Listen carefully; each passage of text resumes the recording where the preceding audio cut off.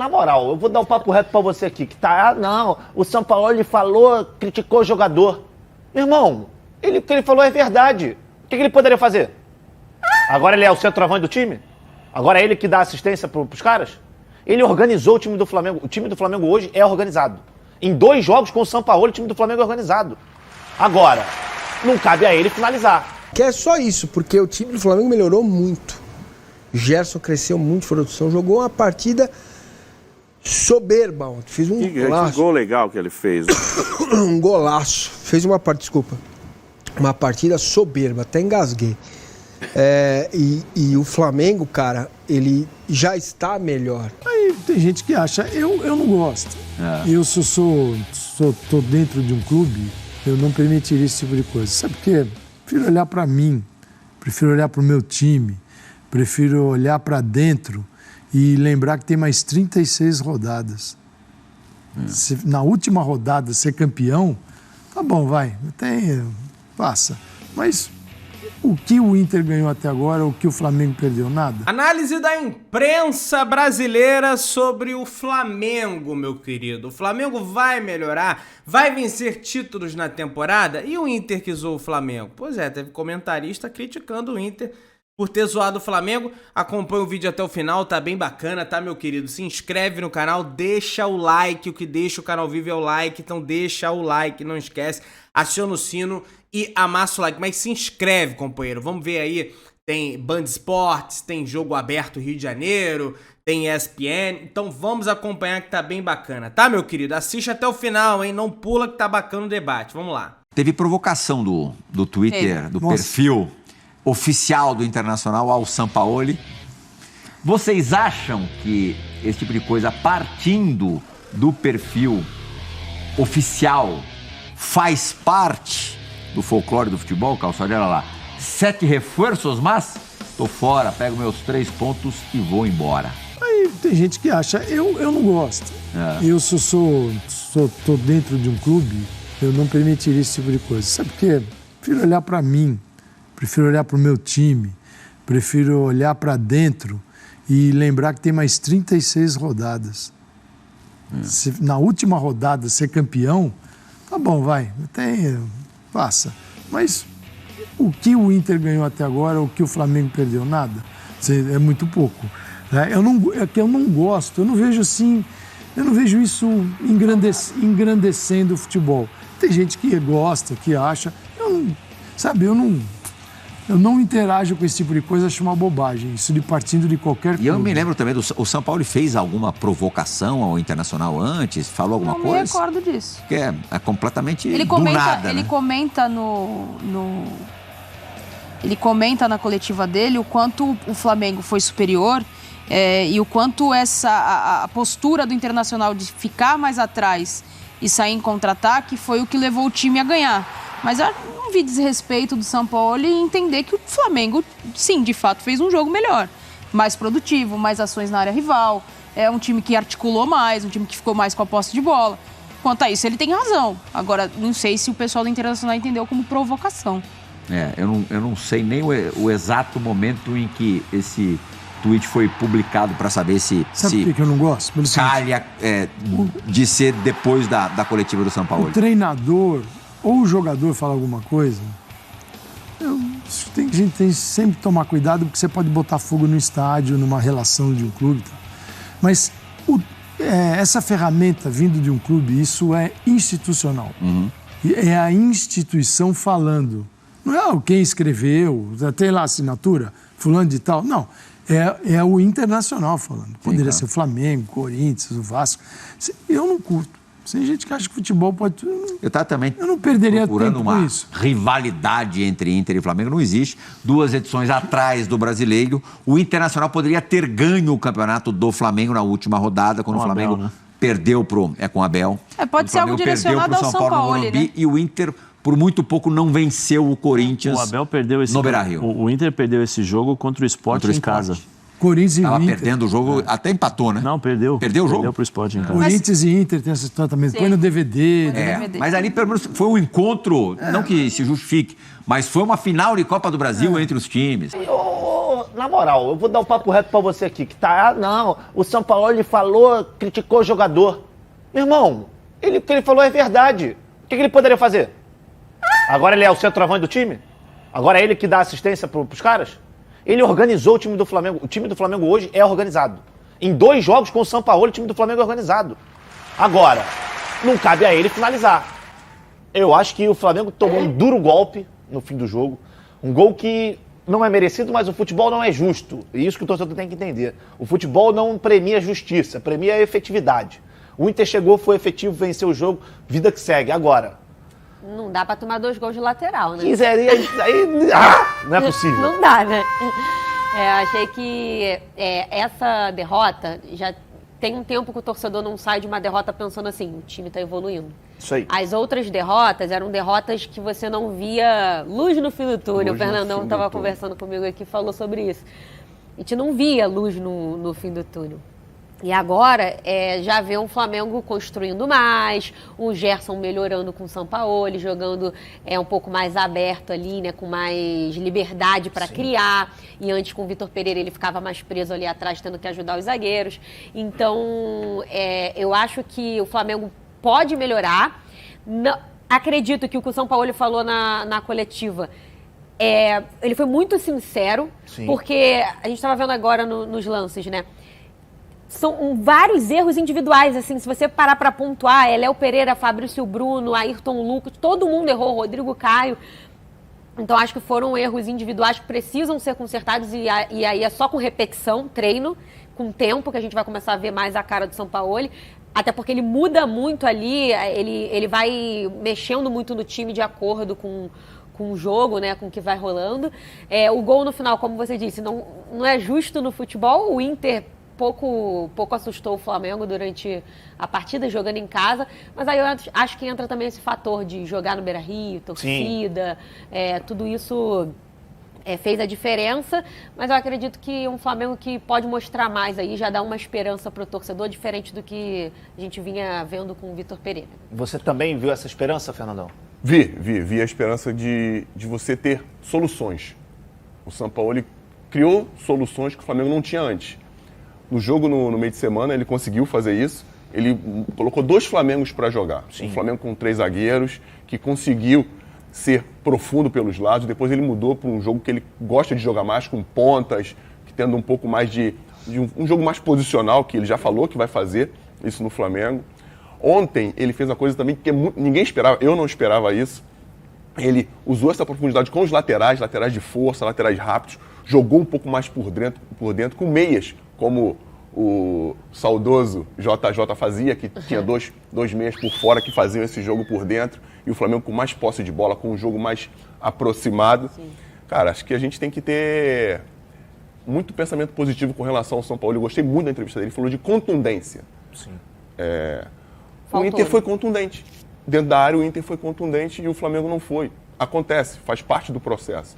Ele teve posse de bola, foi mais time, só que o Inter fez os gols e venceu a partida.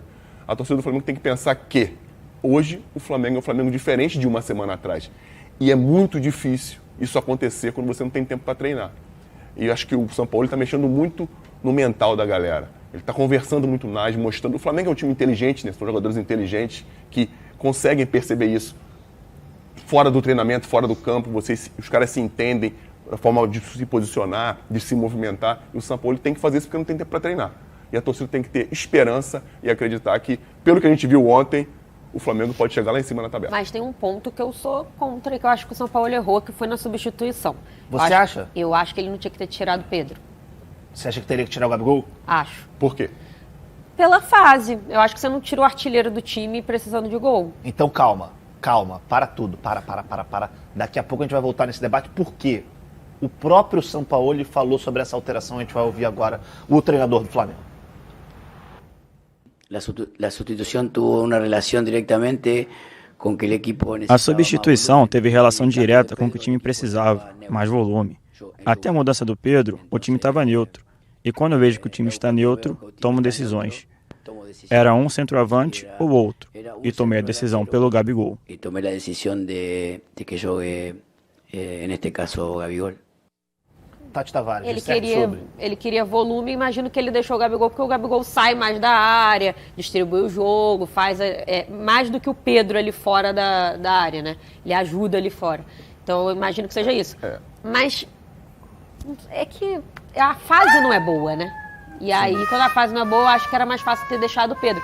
Mas é a opção do treinador, ele sabe o que ele faz, é uma opinião, assim, de quem tá de fora mesmo, né? Eu acho que o Pedro poderia ter ficado pela fase, por tá marcando, você precisando de gol.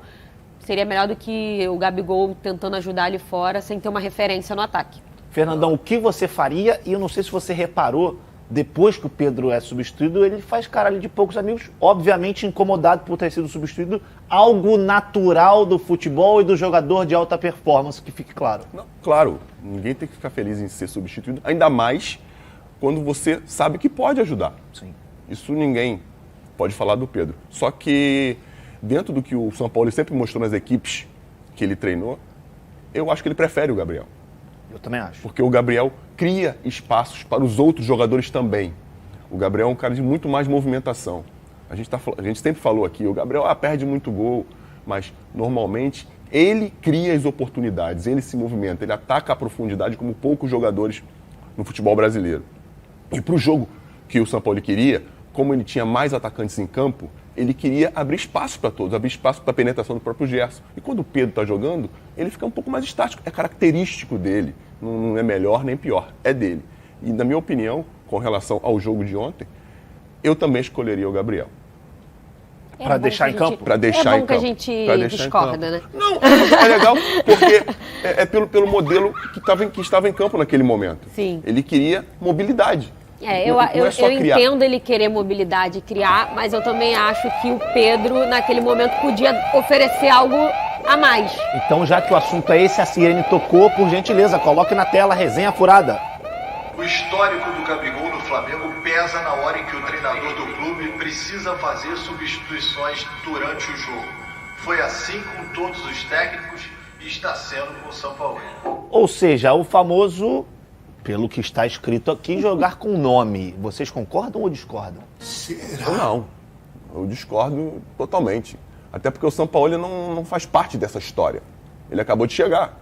E ele tem as ideias dele e o que ele acredita de melhor para o Flamengo, como eu falei um pouco tempo atrás. Na minha opinião, ele prefere o Gabriel, dentro do modelo que ele acredita de jogo. E numa situação dessa, querendo vencer o jogo, querendo abrir espaço na defesa adversária, que é uma defesa muito forte, jogar contra o Inter no Beira-Rio é muito difícil. Uma coisa que eu me lembrei, não é nenhum absurdo perder para o Internacional lá por 2-1. E que a gente há de lembrar, para os mais otimistas, o Dorival estreou contra o Inter. Perdendo por 2-0 lá. E o ano foi um ano maravilhoso. Um meio para fim de ano maravilhoso. Não jogando da forma que jogou. Vendo de forma mais otimista ainda, o Flamengo jogou bem, perdeu, e daí para frente pode ser que aconteça o que aconteceu ano passado. Em 2019, se não estou enganado, o Flamengo também perde no Beira-Rio por 2-0. Não importa como começa, é como termina, já dizia Jorge Jesus. E eu já falei isso aqui mais uma vez. Um treinador assume o Flamengo no meio de temporada, perde para o Internacional em Porto Alegre. Aí, galera. Calma que tem o Maringá quarta-feira. Ainda tem Maringá. E nesse ano, acho que no ano do Dorival. Do JJ? 19. Saiu também na Copa do Brasil no Maracanã, hein? Perde para o Atlético Paranaense nos pênaltis. Gol do, inclusive, o Rony que empata o jogo. Pra quem é supersticioso. Pra quem gosta, né, dessa superstição. Seria o ideal sair no Maracanã agora.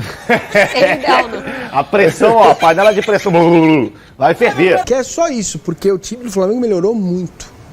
Gerson cresceu muito de produção, jogou uma partida soberba ontem. Fez um golaço. Que gol legal que ele fez. Um golaço. Fez uma partida soberba, até engasguei. E o Flamengo, cara, ele já está melhor. Já está mostrando uma melhora, né? Principalmente na questão do apetite pela bola, né? Do apetite em deixar o adversário no seu campo. O Flamengo fez isso boa parte do jogo.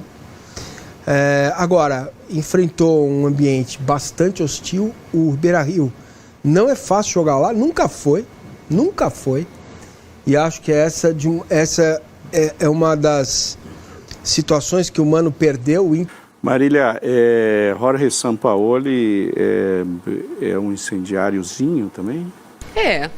Mas o Flamengo quis isso, né? Quis isso até com o Vitor Pereira. Essa não é a questão é ganhar. Vocês ficam procurando coisas muito complexas. Incendiar e ganhar. O Jorge Jesus também não era flat. Não era um Dorival.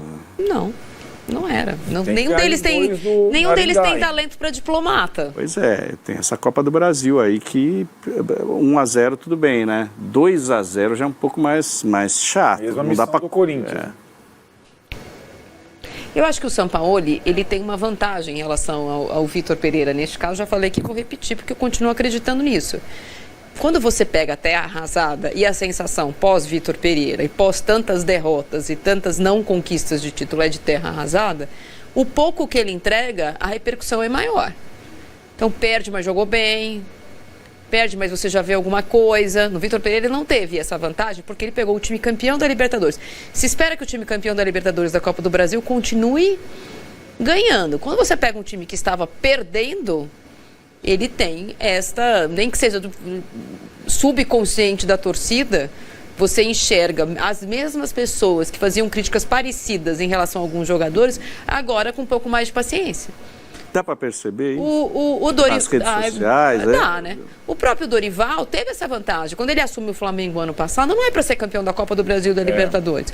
Uma coisa é você ser, outra coisa é você precisar ser. Acho que o Sampaoli ainda pega o time para ser campeão de alguma coisa. Ele não está salvando a temporada como chegou o Dorival ano passado, para conseguir o G6. O Dorival chega para ir ao G6. Ele é o 14º colocado do Campeonato Brasileiro. Ele não era o sexto, ele é o 14º. Então, assim, qualquer coisa que ele conseguisse a partir dali era melhor do que o Paulo Souza havia entregado. O Sampaoli não. O Sampaoli tem pretensões maiores e se espera dele coisas maiores. Entretanto, o Flamengo acabou de vir de uma série de Real Madrid pode esperar. Contra o Palmeiras, contra o Al Hilal, contra o Vasco, contra o Fluminense, contra o Fluminense de novo. E a derrota na final do Campeonato Carioca, ela é muito marcante. Impactante também. Porque você perde para um rival com menos condições, com um elenco menor, com menos pretensões, e você entrega um título. O Vitor Pereira só tinha a perder no segundo jogo do campeonato. Ele foi campeão no primeiro jogo. O técnico adversário deu para ele um time sem zagueiros. Tu joga aí sem zagueiro, vamos tentar. E aí na volta, ele só tem que manter o 0-2. Ele não consegue. Ele não consegue, assim, com requintes de crueldade. Então, assim, esse time que o São Paulo está pegando é esse time, porque a torcida está doída desse jogo, principalmente desse jogo, que é o menos importante de todos esses. É menos importante que o Independente Del Valle, é menos importante que o Palmeiras, é menos importante que o Al Hilal, mas é o que dói mais. O Gabigol está no jejum, né? Perdeu oportunidades ontem de novo. Pode se melindrar com essa coisa do contundente? Não é possível, né? Não é possível? Quer dizer, é possível, não é aceitável. Como que é, Marília? Não é possível? Porque... Como assim? Falou que não é possível pra mim, é um negócio que você já vai me dando uma gastura aqui. Eu fico até, assim, fazendo as comparações sempre com a ressalva devida ao que foi... Você citou muito o Luciano no São Paulo, o que foi feito com o Gabigol nessa temporada. Camisa 10, faixa de capitão. E aí, na camisa 10, Gabigol já jogou como dupla de atacante, como centroavante, que ele prefere, ele falou, como atacante de lado. Tal. O fato é que ele não está num bom momento. E a minha curiosidade é quem que o São Paulo vai colocar de capitão no primeiro jogo dele, Gabigol. Aí chegou o jogo contra o Internacional, saiu Pedro. Então tem essa circunstância. O São Paulo ele pode ser louco, mas não é burro.